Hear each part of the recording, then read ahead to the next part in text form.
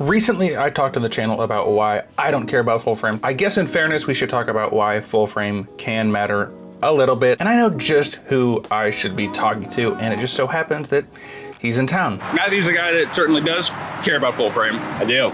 And yeah, get ready, because there might be a few hot takes in this video. If you are a professional, you shouldn't rely too much heavily on the dynamic range. The Micro Four Thirds system has a huge advantage. What if I had a surprise for you, actually? What's the surprise? Honestly, they should have just made this. So we're gonna have the audience vote on whose pictures are better at the end, right? Full frame versus Micro Four Third. I like it.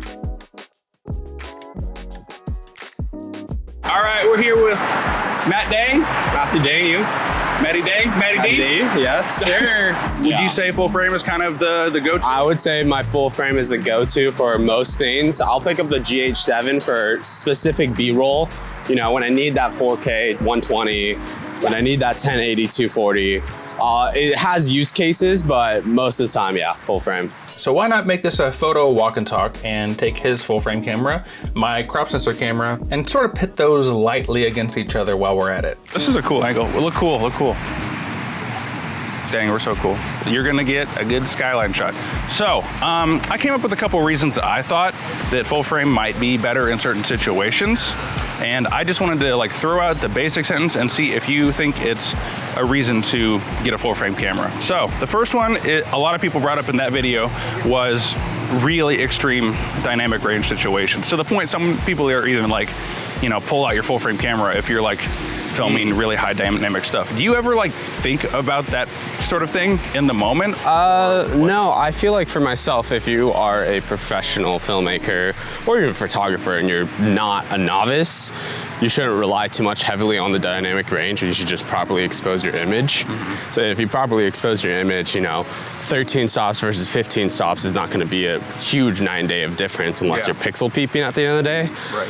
So I wouldn't say it's actually a huge advantage to full frame. Granted, to some people are like, I need those 2 extra stops of dynamic range. Right. Then it makes sense, you know. For sure, I kind of agree. I don't think it's like, if that was your one concern, I don't think the difference at this point is that big. It's nice, but it's not essential, I'd say. Yeah, and then maybe it's like when you're more in low light conditions, that's when like dynamic range could come in. You're spoiling my list a little bit. All right, on to the next one. Unless you want to take some shots, we got a cool little morning out here. I know, we are pretty cool. Sure, let's take one photo. One photo? One photo. Take this back. There's a person out there running, and I have a 28-200 with the hybrid zoom on. All right, let's see who gets a better shot, you or me.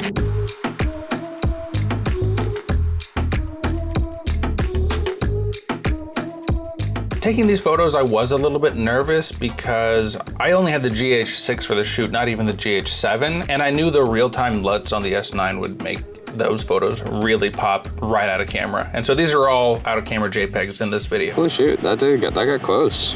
Not bad, because this has a 280. Oh shoot! So right. Slight more optical, but you get a little digital. So, I do get a little bit. All right, thanks for holding that, sir. That's so heavy.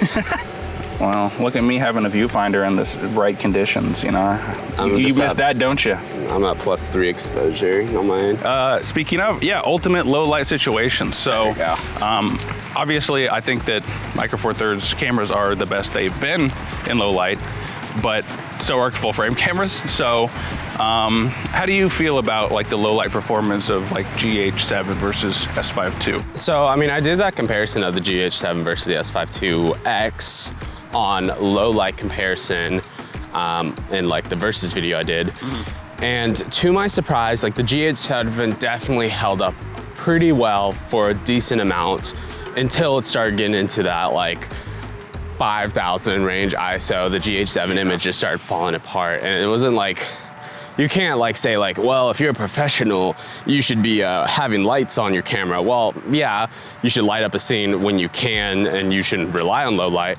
However, if you are shooting weddings, if you're shooting events, concerts, like people don't just use cameras in commercial settings. People use these cameras, especially these mid-range cameras, in event setups, weddings, like where you don't have control of the lighting. So in that case, in that scenario, I would say low light is definitely a huge win for full frame with that dual native ISO. Yeah, definitely. I would say that that's a bigger concern than dynamic range for sure, especially if you're in those situations a lot. If it's every once in a while, you could probably get away with it. But yeah, I tend to agree. And but at the same time, if you have something like the Leica 10-25 versus the, a 24-70 2.8, Right. the aperture difference while still having a zoom lens is still, it narrows the gap again a little bit, but I would say the 2.8 probably still beats the 1.7 full frame. Yeah, because it's like a 1.7 is a 3.4 in terms of bokeh, but then you're still getting the light of an f1.7, which is a big advantage for low light. What if I had a surprise for you, actually? What's the surprise? What do you think about this guy?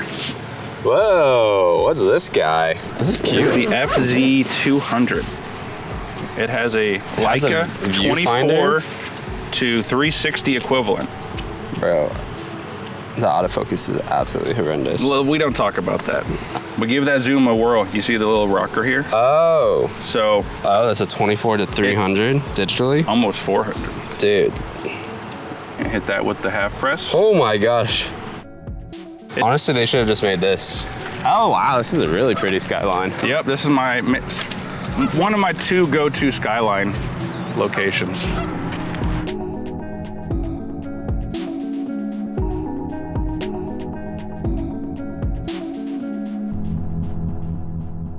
Question 3. How do you feel about when it comes to photography? Yeah. I think full frame does have a pretty decent leg up in both of the things we talked about before and then some.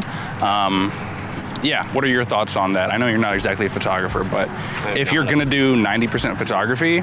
Oh, here's the thing. I just love myself a good bokeh, and yes, you can get that with photography on the Micro Four Thirds system. The Micro Four Thirds system has a huge advantage for myself is in product. You can get a lot lower light. So if you're on f1.7, but the bokeh looks like an f3.4, you're gonna get a lot better low light than you would on a full frame camera instead. Sure. That's pretty. So, but yeah, and then but if you're doing portraits and weddings and things like that. But then if you're doing portraits and weddings, I just preferred the full frame look. Honestly, I actually done some professional photo shoots on this camera. Why not? And it's because I was like, cool, I'll just edit it on my phone, send a couple of the photos, and then call it a day. I am not a photographer by any means, though, so. Well, if you've got paid to do it once, technically you are, so. But yeah, it's really difficult to really get that, 85 millimeter 1.8 or 1.4 or 1.2 look on a Micro Four Thirds camera. Because you need to use a 0.095. Yeah. And I forgot who was telling me this recently. Maybe it was Caleb who was telling me, but lens development for the L mount system is continuing versus Micro Four Thirds basically have all the lenses they need, but then you lose out on that development. So it's for example, Sigma coming out with the 28-45 f1.8. Right. Which is basically literally the Lumix Prime, but on a zoom. Yeah. But we're not seeing that same technology coming to Micro Four Thirds lenses just because there's not really much development in Micro Four Thirds lenses anymore. I would say that's very fair, and that is one of the points I wanted to bring in, is if you're happy with what's out there for Micro Four Thirds with cameras and lenses, you're probably fine. Yeah. But the L mount is being built by Lumix itself more, but also all these other manufacturers and more people jumping on every day, so. And I guess I can pose the question to the audience is thinking okay, where is Micro Four Thirds going? What's the next, GH8 camera look like? What's the next G10 camera? What's those cameras looking like? Because they're kind of already pushing the ceiling in terms of specs, but also pushing the ceiling in terms of what price point people want to pay for a flagship camera for Micro Four Thirds. Very true. Anyway, let's get a picture of the skyline. I know, this is pretty. So we're gonna have the audience vote on whose pictures are better at the end, right? Sure. Full frame versus Micro Four Thirds. Let's see. Like it. Are you going for a wide or? I actually went for a tight, and I am in Leica monochrome. Oh. So there's a dead giveaway which my photos are. Well, I've been switching. You know how I've been switching so fast? With this dedicated LUT button. Oh. You see that Ferris wheel? Yeah. How close we can get in? Let's see how close. We should compare this versus the, oh, you know what? That last photo when I thought I was all the way zoomed in because my hybrid zoom was turned on. It was not turned on. You know what that means? You're screwed on this one. Okay, what about little boy here? Little boy's probably gonna beat me. Wait, I have a feature called iZoom on this. Do you think that does what I think it does? Probably. Digitally zoom. Oh baby. My gosh, We've got 720. Shake, shake. Looks pretty solid. You know, the real winner. The real winner is this. What sensor is it on the inside? Listen, we don't. That's what I thought. Well, while we're here, next question. I think we have one more thing on the list. This is a pretty area at the end of video. So the last one would be just like ecosystem things and adapting things. So I know a lot of people always in the past have said like Micro Four Thirds is great for adapting because it can take pretty much anything. Right. But especially vintage lenses, yeah, you're losing out on the swirly bokeh. You're throwing away a lot of the image circle and you're zooming in on a lens that might not be that sharp to begin with. So I feel like if you're really gonna take advantage of something like a vintage lens, that makes sense. And then there's other reasons to adapt as well. But yeah, have you or people you know adapted lenses much, or what's your thoughts on the whole adaptation sort of thing on full frame versus Micro Four Thirds? You know, to be 100% honest, for some reason I've always just used native glass. Me too. Because it's just the easiest in my opinion. Like I never have to really think about like, all right, what lenses do I have? And it's like, it's always like the saying, like date your camera but marry your lenses. And like that's what really comes down for me, especially like when you said the ecosystem. Like right now, yeah, the S9, there's the S5 II, the 2X, and then, you know, eventually whenever the S1H, the S1, when those cameras do come out, there's cameras to go into it. But I think what's also interesting is to think like, most people think about the ecosystem in terms of just Lumix cameras, but I think the better thing to think about the ecosystem is L-mount cameras. Like, okay, so say if you get the S5 2X and then whenever, you know, an S1H successor comes out, you can go there. But then you're like, all right, I really want the next thing. All right, let me get the DJI, you know, 8K chicken head camera thing. What is it called? The 4-axis something? Yeah. So doing that, or eventually you were like, I want to spend $17,000 on a, you know, Blackmagic camera, like a Blackmagic, that full 17K camera, and you want to spend like 30K on that. Or maybe you give up your main videography business, become a dentist and buy a Leica, you know? Yeah, or you could buy a Leica, you know, and have that aesthetic, which, though, hot take, I feel like Lumix and Leica's images look the exact same. And people say it comes down to the glass, so might as well just put a glass on Lumix and save yourself at least $4,000. Hot take. Leica's not sending him any cameras anytime soon. No, I mean, if they do, they're so much better. Yeah, but if so. Yeah, Leica definitely is a vibe and aesthetic and a experience more than like... Right. You know. But I think it's like, that's like the same concept like when Hydro Flask and now Yeti, like with water bottles, it's just like, you can buy like a $50, $60 Hydro Flask, or you can buy one that's $10, and they're gonna give you the exact same product at the end of the day. The only main difference is gonna be, you know, the brand name is Leica's on it, or like the brand name Lumix is on it. And I think that's the difference, but the quality of like technology is like very similar. Yeah, definitely. And we know that Leica and Lumix work together anyway, so. I'm shooting on Leica monochrome. True. Was there anything we didn't talk about, I guess, in terms of full frame, just in terms of the process or the experience or anything like that you want to like talk about and like let people know or just bring out there for people that might be undecided or you know, anything like that? Right. Here's my thing. I feel like the Micro Four Thirds system is currently pretty peaked in terms of price point and specs. So it's like, if you're content and those are amazing specs, like you can get a GH7 and that camera can last you for the next 10 years. The camera will probably break on you before you need a new camera in terms of technology. But if you want to invest, you know, in future proofing even more, you could take the downfall hits of, you know, 4K 60 crop.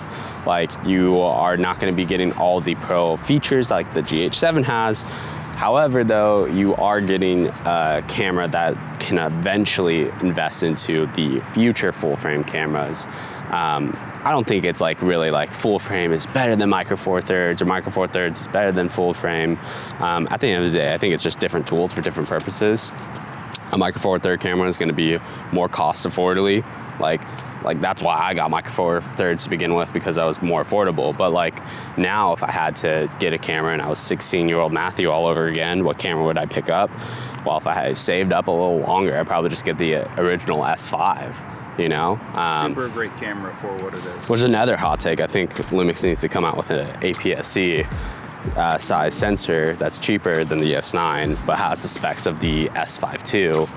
At say $1,000, the specs of the S5 II and 2X, but it's an APS-C L-mount sensor. And then say they got a GH7, but APS-C sensor for L-mounts, and $2,000 with those specs.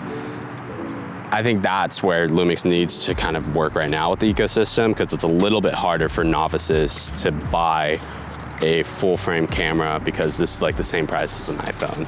And like, especially when I started, like I was 16, I had $500. Yeah. And that was a lot of money for me back then. Yeah. Imagine spending like literally 3 times that for the S9 is hard. Plus that's no lenses at that point. I still need to get like a $500 lens, and it's like, I don't know, it's expensive. Maybe you should just not get into photography and video. It's so expensive. Find a new hobby or new play pickleball. There's easier ways to, yeah. All you have to do is spend $200 on a paddle and you're basically set. Yeah, for 6 months, and then you have to spend another $200. Then 6 months to spend another $200. That sounds not good either. No, I know, but what hobby is really free these days? I don't know. But running? I don't know. No, running, yeah. Good to you. Go for that guy. You're doing it. You should just be him. I should. 10,000 steps a day is what's the average step count that people are supposed to take. Mine are either 500 or 20,000. Yeah. Nothing in between. 10,000 is 5 miles a day. I'm like, that's a lot of walking. Yeah. Cool. Well, listen, let's swap some portraits by the skyline. You gotta prove you're in Chicago.